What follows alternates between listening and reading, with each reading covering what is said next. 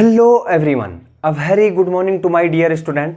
आज हम बात करते हैं क्लास 11th रसायन विज्ञान के चैप्टर नंबर 8 जो कि हमारा है अपचयोपचय अभिक्रियाएं यानी कि रेडॉक्स रिएक्शंस। इससे पहले स्टूडेंट हमने प्रीवियस लेक्चर्स में बात कर ली है जो कि हमारे आए थे लेक्चर नंबर 1, 2, 3, जिसमें हमने जो है रेडॉक्स रिएक्शंस के बेसिक को समझने की कोशिश की और साथ ही हमने ऑक्सीडेशन नंबर से संबंधित बेसिक कॉन्सेप्ट को जानने की कोशिश की। लेक्चर नंबर #04, कौन सा लेक्चर नंबर? लेक्चर नंबर #04 में हम बात करेंगे स्टूडेंट, जो कि हमारा आज का लेक्चर है। इसमें हम बात करेंगे कि हम किसी भी रेडॉक्स रिएक्शंस को, किसी भी अपचयोपचय अभिक्रिया को किस प्रकार से संतुलित करते हैं, उसके कुछ नियम देखेंगे, साथ ही उदाहरणों को भी देखेंगे। तो यहां पर हमारे पास जो है कोई अभिक्रिया दी होगी, यानी कि कोई रेडॉक्स रिएक्शन दी होगी जिसको कि हमने क्या है, संतुलित करना है।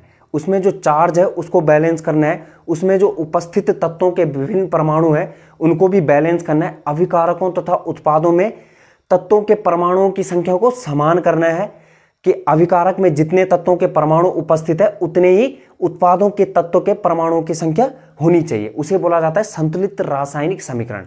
तो हमें क्या है, हमें कोई असंतुलित रासायनिक समीकरण या फिर असंतुलित रेडॉक्स रिएक्शन दी होगी जिसको हमने क्या है, कुछ नियमों की मदद से क्या है, उसको संतुलित करना है। तो उससे पहले रेडॉक्स अभिक्रियाओं में जाने से पहले हम बात करेंगे जो 10th में था कि रासायनिक समीकरणें होती क्या है, संतुलित रासायनिक समीकरण क्या होती है, असंतुलित रासायनिक समीकरण क्या होती है, उनको देखते हैं स्टूडेंट।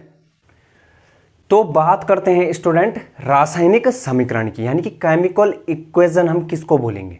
तो रासायनिक अभिक्रिया को जो है सूत्र या फिर प्रतीकों की सहायता से लिखना जो है उसे बोला जाता है रासायनिक समीकरण। यानी कि रासायनिक अभिक्रिया में उपस्थित पदार्थों को जो है उसके सूत्रों और उसके प्रतीकों की मदद से व्यक्त करना, उनके सूत्रों, पदार्थों को जो है उनके सूत्रों और उनके प्रतीकों की मदद से लिखना बोला जाता है रासायनिक समीकरण है। तो किसी भी रासायनिक अभिक्रिया को उसमें सम्मिलित या फिर उपस्थित पदार्थों के प्रतीकों और सूत्रों की सहायता से निरूपित करने की जो विधि होती है उस मेथड को बोला जाता है रासायनिक समीकरण।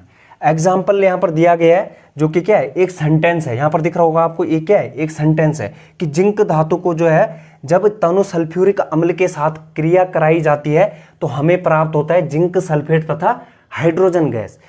जिंक धातु तनु सल्फ्यूरिक अम्ल के साथ क्रिया करके जिंक सल्फेट तथा हाइड्रोजन गैस का निर्माण करती है। तो इसको हम क्या है, शब्द समीकरण के रूप में लिखते हैं। शब्द समीकरण मतलब शब्दों के रूप में लिखना। जिस इक्वेशन को हम क्या है, शब्द के रूप में लिखेंगे। तो जिंक प्लस सल्फ्यूरिक अम्ल Gibbs zinc sulphate plus hydrogen, क्या है, जिंक प्लस सल्फ्यूरिक अम्ल Gibbs zinc sulphate plus hydrogen gas. तो जो ये पदार्थ हैं, क्या है, जो ये तत्व हैं, यहां पर जो पदार्थ है, जो तत्वों के परमाणु हैं, इनको क्या है, इनके प्रतीकों और सूत्रों की मदद से लिखना या फिर इनके प्रतीकों या फिर सूत्रों की सहायता से निरूपित करने की जो विधि होती है उसको हम बोलेंगे रासायनिक समीकरण। तो इस शब्द समीकरण को क्या हम रासायनिक समीकरण की फॉर्म में लिखते हैं।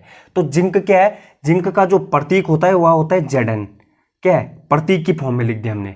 जो जिंक का सिंबल होता है उसको Zn से प्रदर्शित किया जाता है। तो जिंक प्लस सल्फ्यूरिक अम्ल का रासायनिक सूत्र क्या होता है, H2SO4।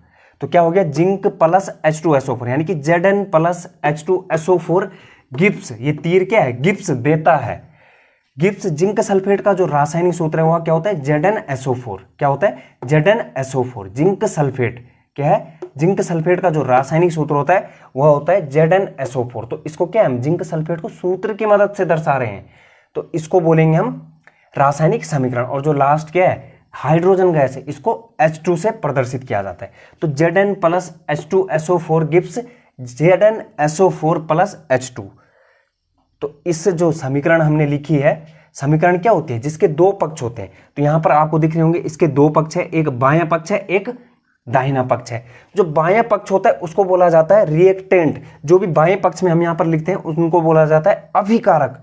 अभिकारक यानी कि जो कि रासायनिक अभिक्रिया को संभव कराते हैं, जिसकी वजह से जो है रासायनिक अभिक्रिया होती है। जो रासायनिक अभिक्रिया में प्रतिभाग करते हैं वे पदार्थ जो रासायनिक अभिक्रिया में क्या है, भाग लेते हैं उनको बोला जाता है अभिकारक। जैसे कि इस रिएक्शन में क्या है, जब जिंक और सल्फ्यूरिक अम्ल क्या है आपस में प्रतिभाग कर रहे हैं, जब रिएक्शन में क्या है भाग ले रहे हैं, रासायनिक अभिक्रिया में कौन भाग ले रहा है, जिंक और H2SO4, तो ये दोनों यहां पर हो गए अभिकारक यानी कि रिएक्टेंट।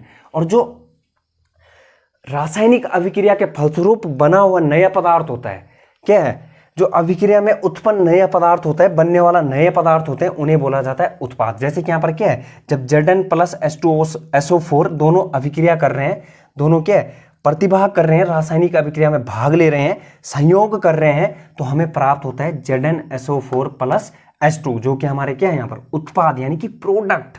क्या है, प्रोडक्ट। तो अभिकारक क्या है, पदार्थ जो संयोग करते हैं या फिर रासायनिक अभिक्रिया में भाग लेते हैं, जैसे कि जिंक प्लस H2SO4 हमारा अभिकारक हो गया।